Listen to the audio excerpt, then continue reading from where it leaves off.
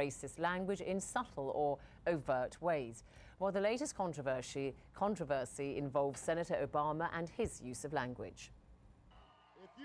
The mudslinging between the first black man and first woman to run for president has reignited the debate over what is and is not acceptable to say in public.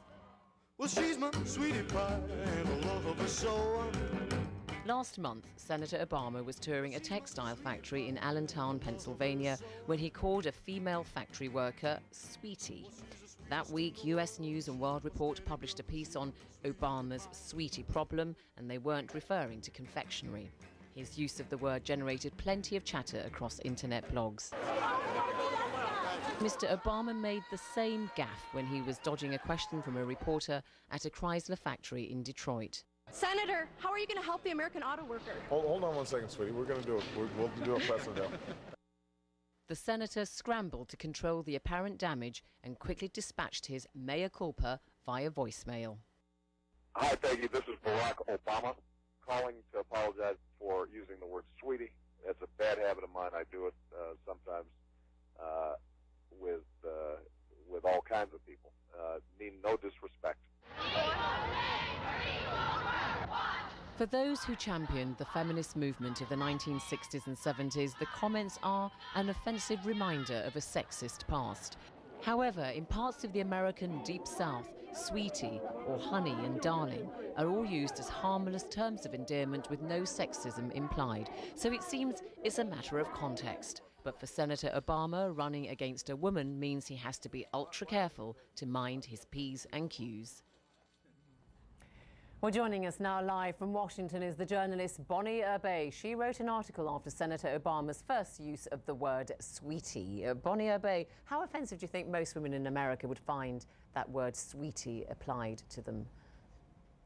Well, Zainab, as you pointed out, it depends what region of the country they're in, but quite frankly, I think most women would, depending on whom it was coming from, be offended by it in the wrong circumstances. But the larger question here is that it points to Senator Obama's greenness or newness, if you will, as a candidate, as somebody on the national political scene.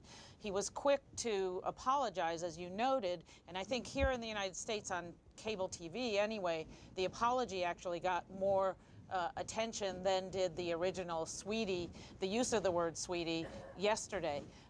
But it shows that he really has not gotten a firm handle on what he can say and what he can't say in public as an almost presumed presidential nominee. But can anybody really make that sexist charge stick? I mean, look at his formidable wife, Michelle, you know, career she's had, Harvard graduate and all the rest of it. That's not the kind of person a sexist man would marry.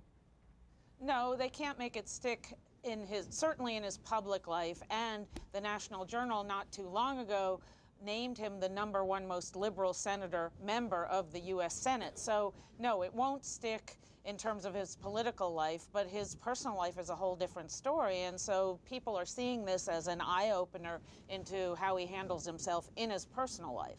But if this worries anybody in whatever way, they were probably not going to vote for Senator Obama in the first place anyway, were they?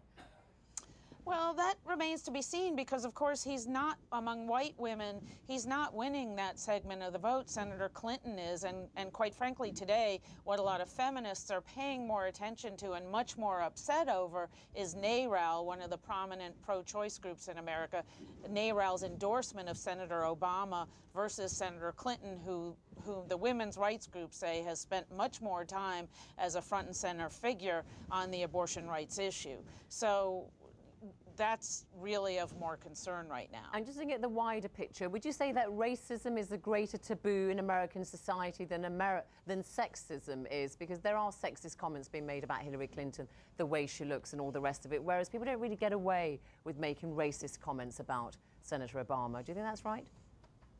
I think that's absolutely right. I spoke with a high-level member of the Obama team several months ago, and they had specifically done polling on whether, particularly in the American South, whether being racist or whether voters would vote for an African American versus a woman for president. And many more people said that they would vote for an African American male than for a female for president. In addition, if you look at our congressional history, the first African American elected to the U.S. House of Representatives was during Reconstruction, right after the Civil War. That was in the 1870s. If you look at the first woman, it wasn't until 1912. Right. So we're talking a gap there of some 40, 50 years. Okay, Bonnie Erbe, and very quickly, do you mind being called Sweetie in a word? Would you mind? By my husband, not a problem. By anybody else, yes. All right, Bonnie Erbe, thank you. I'm not giving you my answer on that. And that is all from World News Today. You can get more on our website, bbc.com. Simply click onto the news section. I'll be bringing you the latest from BBC World News in a few minutes on the day that the Chinese authorities said nearly 20,000 people died in the earthquake. For the latest highlights, bbcworld.com/programmes.